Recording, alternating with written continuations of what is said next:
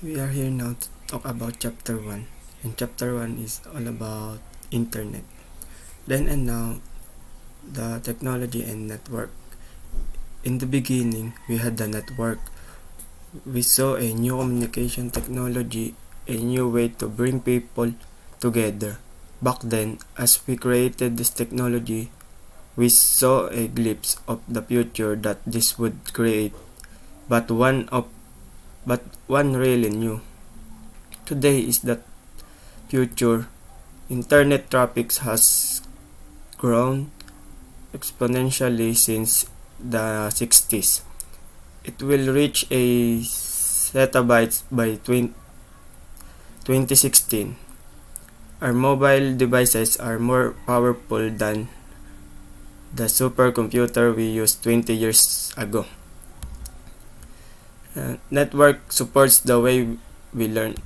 Supports communication, texting, social media, collaboration tools, blogs, wikis, podcasting, and peer-to-peer.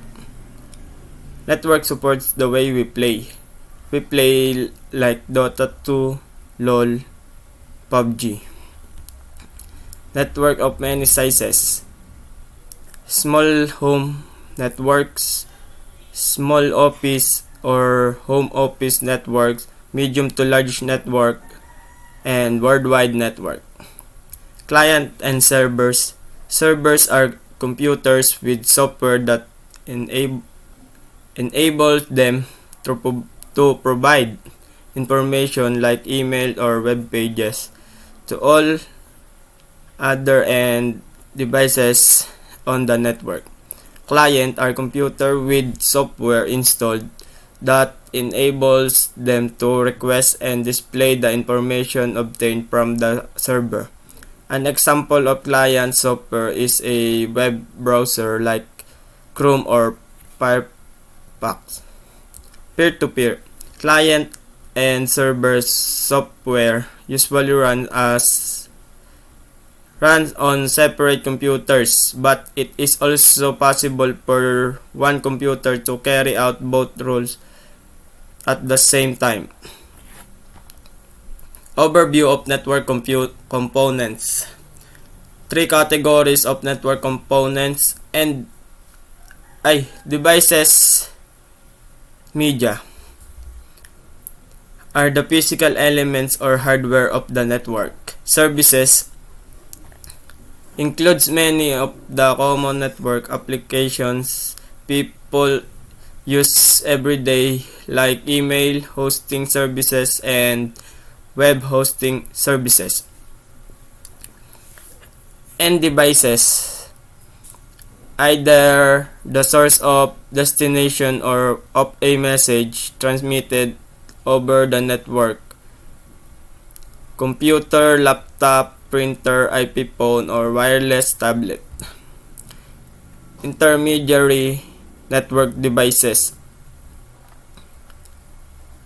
Connect the individual and devices to the network and can connect multiple individual networks to form an internetwork. Network media.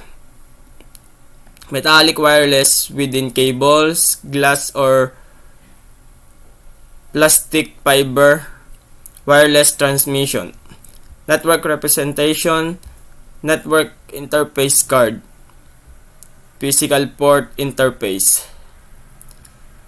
Topology diagrams.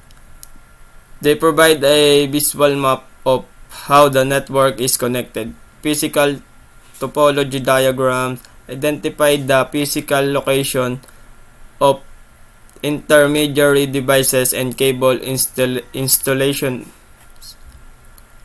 Logical topology diagrams identify devices, port, and addressing SIM. Type of network.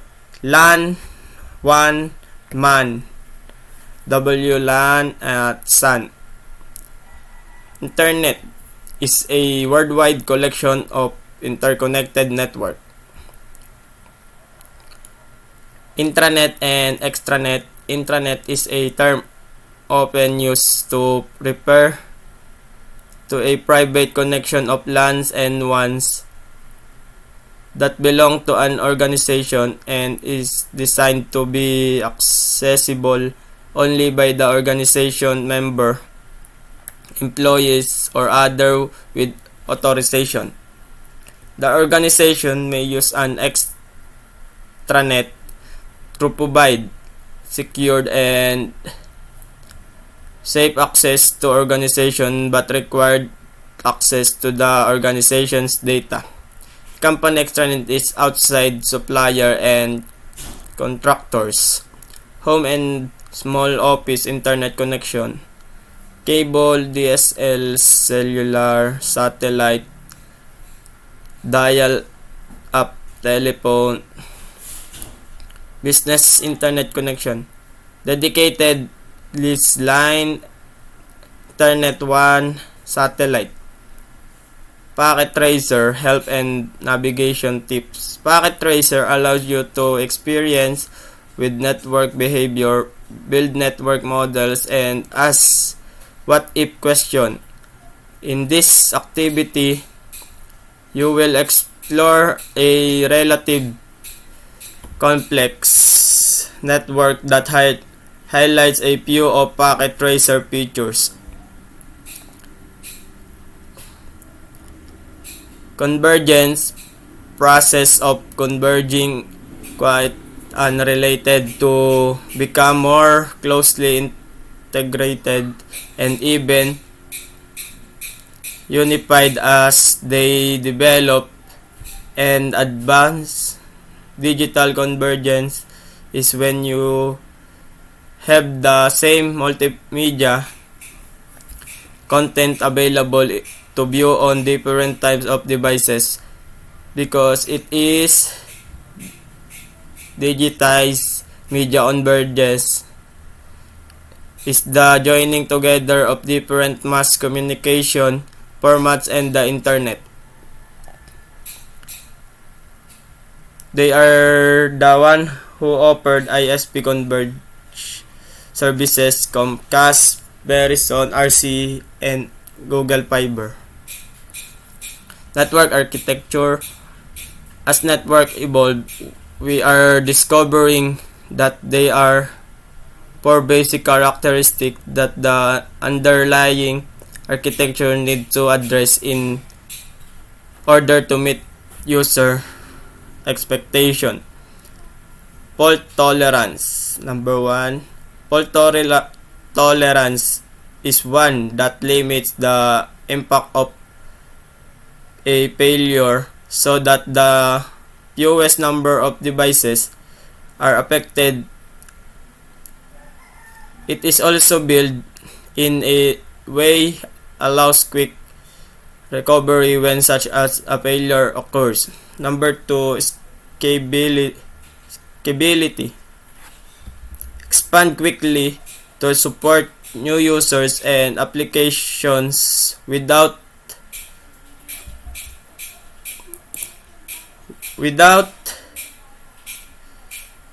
impacting the performance of the service being delivered to existing users.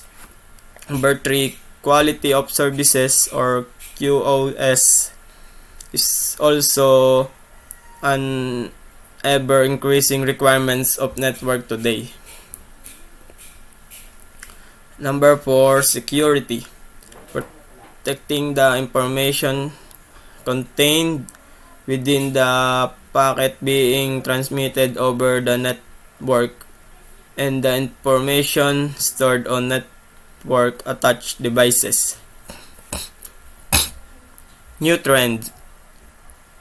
Bring your own devices or BYOD is about end user having the freedom to use personal tools to business campus network.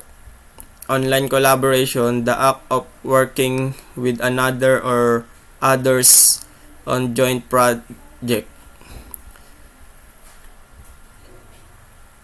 Video communication. Video is being used for communications, collaboration, and entertainment.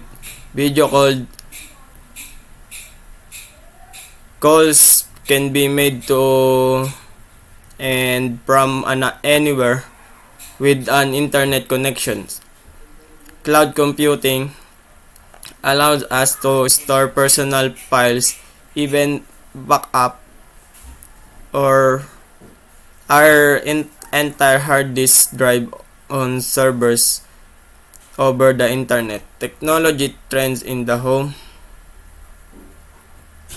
Smart home technology is technology that is integrated into everyday appliances, allowing them to interconnect with other devices, making them more smart or automated.